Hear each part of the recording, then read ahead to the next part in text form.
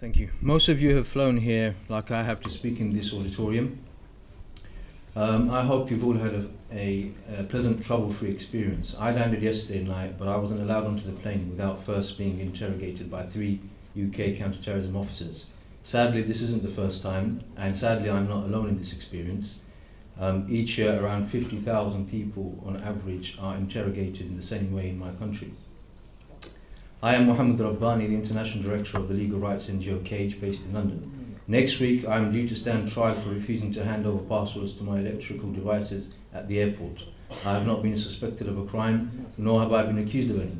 Yet I am being threatened with 3 months in prison for seeking to protect confidential information. Confidential information in a torture abuse case that implicates the US government. I have only 3 points to share. Firstly, the border power that I was held under is called Schedule 7. It is an example of how the balance between national security and commitment to human rights is totally misaligned. The UK delegation to OSCE sent a tweet today with a nice graphic talking about the rule of law.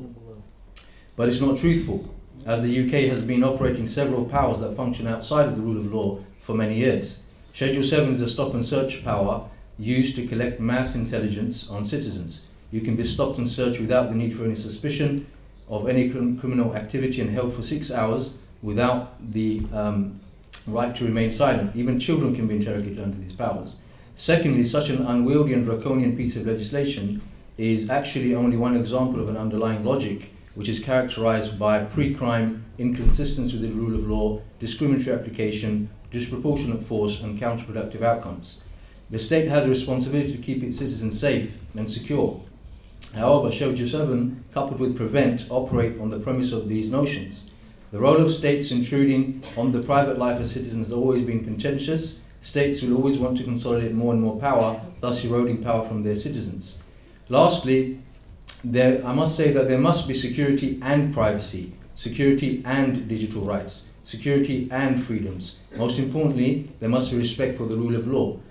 Next week, I, Muhammad Rabbani, may be sent to prison for my belief in the right to privacy and source protection. I urge all member states and policymakers to think about where we have reached as a society when an innocent man can be sent to prison for a password. There must be more than meetings and conferences. Commitment to action is what will make a difference. Thank you.